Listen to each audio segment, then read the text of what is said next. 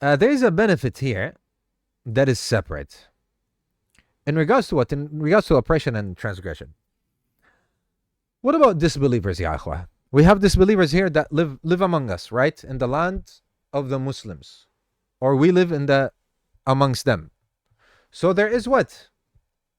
There is relations between us, covenants and relations between our rulers and them, between our countries and them, and so on.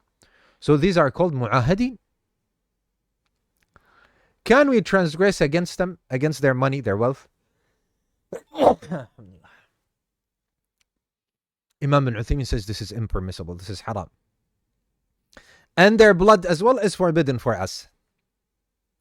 To the point that the Prophet ﷺ said, whosoever kills a mu'ahad, sheds the blood of a mu'ahad, someone that there is a pledge between us, he does not smell the smell of paradise. We seek deliverance and safeguarding from Allah.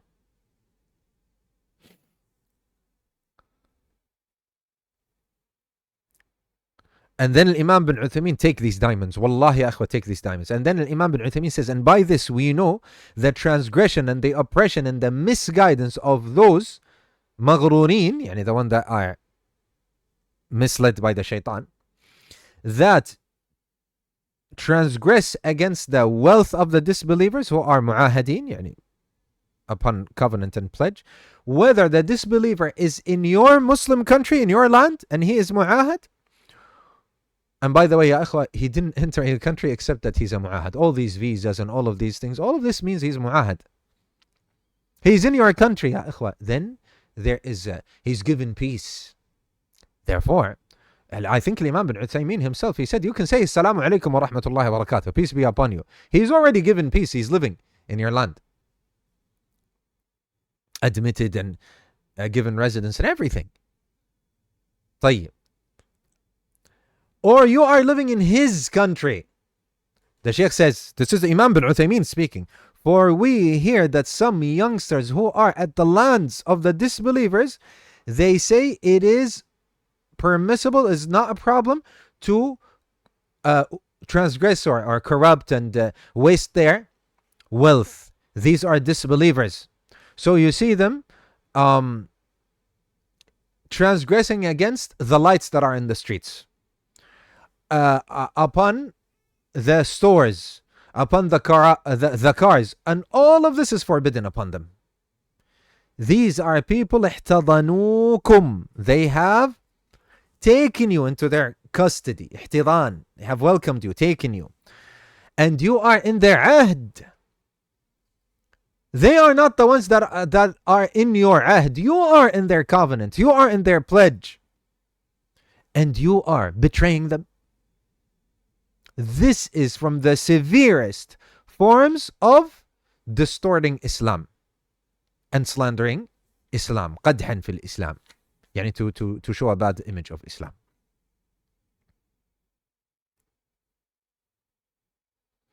يعني يا إخوة, simply put, and I would like to add to what Imam bin ʿUthaymīn said, harming others is not allowed.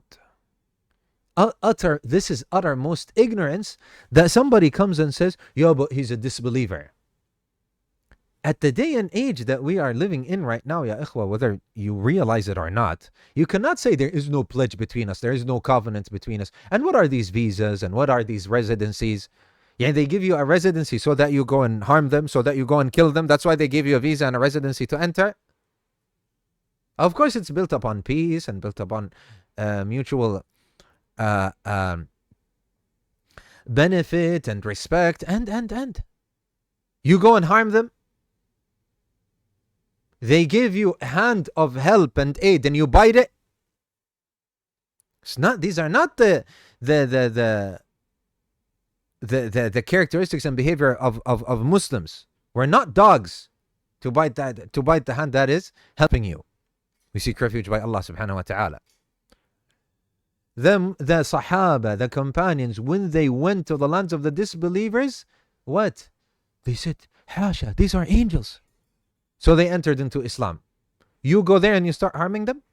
They come to us Instead of welcoming them and showing them goodness and showing them hospitality and generosity, and they see from, so that they say, look, when we went to the land of the Muslims, we saw angels, so that they become Muslims. La, we want to transgress against them, and we want to harm them, and there is no pledge between us, and there is no covenant. What is this? Uttermost ignorance. What is this transgression and oppression, ya ikhwah?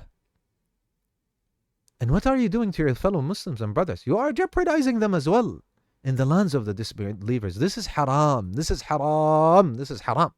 La darara wa la dirar. Islam forbade harming yourself and harming others. Islam forbade harming animals. We were just studying وَلْيُحِدَّ أَحَدُكُمْ شَفْرَتَهُ وَلْيُرِحْ ذَبِيحَتَهُ. If you're slaughtering an animal, don't sharpen. We were studying this very recently in the 40 Nawawi Hadith. Don't sharpen your blade in front of the animal. You're taking into consideration the feeling of the animal and not torturing an animal that you're going to eat, you need in order to eat. And you go and you harm other human beings? Ya ikhwah, believers, disbelievers, non-believers, we treat with goodness and with kindness. And like that, we are ambassadors of Islam. How many an atheist became a Muslim? How many a Christian became a Muslim? How many, whatever the background is, became a Muslim from the good manners and the good treatment and not betraying and preserving the rights of others who are not non-Muslims. A Muslim does this, they say, what is this? They enter into Islam. Sometimes you would hear stories, someone killed the son of so-and-so and he forgave him and hugged him and he entered Islam. Subhanallah. Why? Because he saw the forgiveness of Islam. A disbeliever harmed you in the worst possible way and you forgive him. What is this? Hasha, these are angels. These are not human beings. So he becomes Muslim. And he wants to be like that. Keep this in mind and don't get into the shubha of the shaitan that there is no covenant between us. As if the covenant is every Muslim. You have to go to 2 billion Muslims. Do you have covenant with this person? Yalla. You have countries, you have those in authority, you have visas, you have residencies, you have these laws, and you go through all of this and paperwork and this and that, and then you come and say, well, no, there is no covenant between us. You enter into their lands. And they're giving you rights. What is this? What do you call this? They come into your land and our rulers and our authority and our countries are giving them rights. What do you call this? So what is upon you is that you show uttermost goodness to your Muslim brothers and non-Muslims. And that's how you become an ambassador to Islam. For Muslims and non-Muslims alike. A caller to it. But what these people, just like Imam bin ʿUthaymīn said, what they are doing, they are pushing people away from Islam. We seek refuge by Allah. And this is un-Islamic, ya ikhwah.